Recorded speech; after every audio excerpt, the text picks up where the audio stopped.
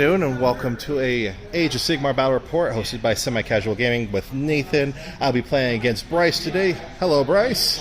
So we're going to actually be playing his first official game of Age of Sigmar. He has some Slaves to Darkness that he's picked up, so we're going to play a little bit of that. It's going to be a little rough on the rules just to do more training, so we're not going to be too particular. We're going to go ahead and do a quick list rundown. I realized I hadn't actually picked my spells or artifacts yet, so I'll do that off camera and explain later if they ever come up. In the meantime, so my opponent will be bringing, go ahead and, Bryce, would you like to go ahead and tell me a little bit? Yeah, sure. I have a Slaves to Darkness Demon Prince. I have one group of Varanguard. Perfect. Got 10 Corn Demons. Bloodletters, yes. Bloodletters. My Chaos Lord on Karkadrak. All right. Chaos Warriors. Okay. And another group of Varanguard. Yep, with Space Wolf subbing in because they only put 5 in the box because they're jerks like that. And then your general is going to be the Chaos Lord on Karkadrak for the game? Yes. Okay, perfect. So, then for my list, it's pretty straightforward. I have my Tyrant as a general, Butcher support. I have a unit of 12 Gluttons with paired clubs and blades. I have 3 Gluttons with Iron Fist, 4 Ironguts, and then a unit of 2 Leadbelchers and a unit of 4 Leadbelchers. This is a 1,300-point game because that's how many points Bryce got, and that's perfectly fine. We'll be playing Shifting Objectives today. So Shifting Objectives is very straightforward. We're already deployed in our deployment zones. As you see, there's 3 objectives in the middle, 1, 2, and 3. At the start of each battle round, you roll a dice on a D3, and that objective is worth 3 points. The other 2 are worth 1 point. So pretty straightforward. I think it's a good, easy training mission. Gets the idea of strategy, and Bryce plays enough 40k. He knows how to play Warhammer. So he finished deploying first, so you get to choose who gets to go first. Now, before you pick, I will go ahead and explain quickly how the double turn works. Essentially, what that is at the end of each battle round, at the start of the next battle round, we roll off to see who goes first, and whoever went first the last round wins ties. But, for example, if you go first, and then I get to win the roll-off in the second round, I could choose a double turn, which means I get to act again. So there's some strategy back and forth on that. That's definitely kind of a choice. So what would you like? Who do you think would be good? Who would you like to go first?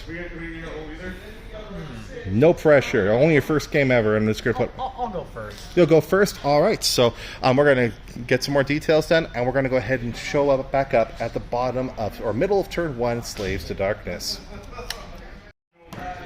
Okay, so middle of turn 1. First off, we rolled off camera, but objective 2 is worth 3 points this round. As you can tell with Corn on first turn, we barrel forward. Everybody ran. He got like a 6 and a 5 or a 6 on both of their runs. 6 and 6 there. A 6 and 6. Geez. So they're hauling ass, as we like to put it in professional terms. Otherwise, these guys are just barely touching 6 inches on there, so he has all 3 objectives, scoring 5 points at the middle of his turn. All right, let's see if the Ogres can run forward and bounce back off of them. So, bottom of 1, Ogres. All right, bottom of 1. So what happened here? The Ironguts charged in. My Leadbelchers shot. I think I did like 1 wound over here with these guys. Ironguts kind of bounced off. They killed 1 guy, but they didn't get enough through to kill them all. I mean, that's 4 Ironguts can only do so much. The 3-pack charged in here, punched and did a good amount of damage to them. The 12-pack, I went ahead and just charged up the middle. They killed the Bloodletters and, of course, pulled in both the 2 characters, who proceeded to kill half the unit between the 2 of them. They did punch back and kill a couple more Chaos Warriors, causing one of them to run. That I did bully these guys so that they don't have to take morale tests, which is great because I'd be losing a lot more guys right now. Otherwise, I kept the Tyrant and the Butcher back for wave 2, so to speak. So otherwise, I do have all 3 of my guys are within range of the 6 inches, so I do take the objectives, seeing that my Ogres do count as 2 models apiece. So I'll have 5 points at the end of this round. So we're going to be tied 5-5. Now we do the roll-off. So we are going to roll to see who gets... Well, first go ahead and roll D3 to see which objective... 2. Okay, so middle again. All right, let's go ahead and roll and see who gets to go first. Oh, I rolled a 1. I rolled a 3. Darn. Okay, would you like to take the first or the second turn? Yes. Okay, so we're going to go ahead and see Slaves to Darkness, middle of 2. All right, middle of turn 2, Slaves of Darkness. He actually did a power play. He got his Varanguard over here and ran over to charge my characters. Thankfully, they were just tanky enough to bounce off, and Tyrant punched back, and the Butcher actually did a couple of points too, so they were able to kill 1.5 of the Varanguard to protect themselves.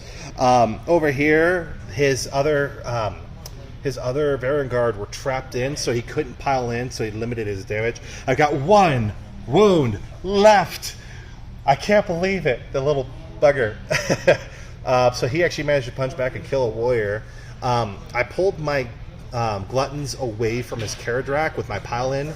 The Demon Prince got to fight first because he apparently always gets to fight first and kill the guy, and I wrapped around and managed to actually punch him back and do just enough to kill him. So things are dying left and right, and at this point, with measurements, let me get my tape measure out.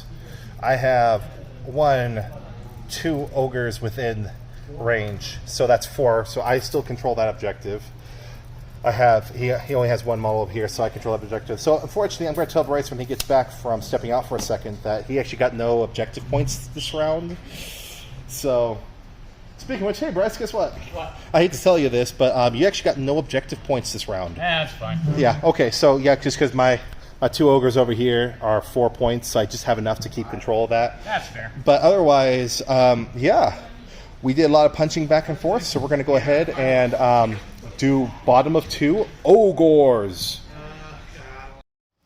Bottom of 2, much faster than middle of 2, because this point in the game, since it's slowed down. So my Leadbelchers and my Tyrant, my Leadbelchers biffed their roll. I rolled 3 1s for a number of shots and a 4. These guys didn't do anything either. We just pulled him. He was dead.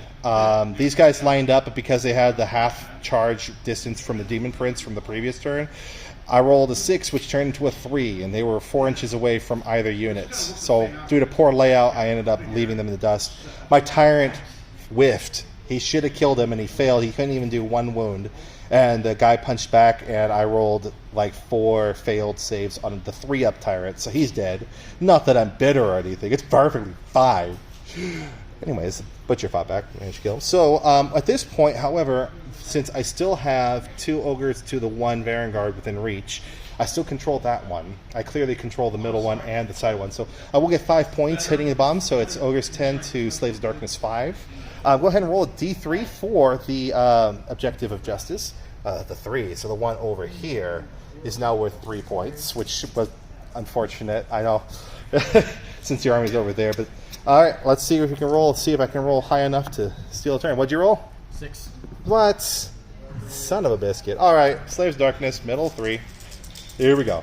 Or top of 3, and then I'll be middle 3. Okay, bye. All right, middle of turn 3. Varanguard charged over here, killed the Leadbelchers. The warriors moved up here and actually doubled back to charge into the ogres. The Karkadrak, though, did what the Karkadrak does and killed a shitload of guys. And my fighting back, I just can't. I rolled so many 1s. So I did practically nothing. I did 1 wound to the Karkadrak back, but he's now claimed both of those objectives, so he gets 2 points. He's now 7 points to 10. We're now heading into the bottom of Ogre's turn 3. All right, bottom of turn 3, right? It was, yeah, bottom of 3. Okay. Yeah. Butcher and cast his mom, managed to do some wounds to the Karkadrak. Charges in, and then the Leadbelcher's punch barely killed the Karkadrak off right at the very end there. At this point, we're going to go ahead and do the official good game handshake, sir. Yep, because point-wise, yeah, I was going to win on that, but the 2 Varanguard have a lot of pump left, and these guys don't have as much. I almost want to see that final fight, but we'll let that one go. All right, folks. So, yep, Ogre victory, but really good game. And Bryce, just to ask, what was your opinion on Age of Sigmar? How'd you felt? I don't mind it. It's fun. It's way different than Warhammer. Than 40K. 40K. I'll probably end up playing it occasionally. So perfect. All right. Well, guys, thank you guys for watching. Please like, comment, subscribe, all the fun stuff. I hope you guys enjoyed this. In the meantime, thank you all. Happy wargaming. Bye-bye.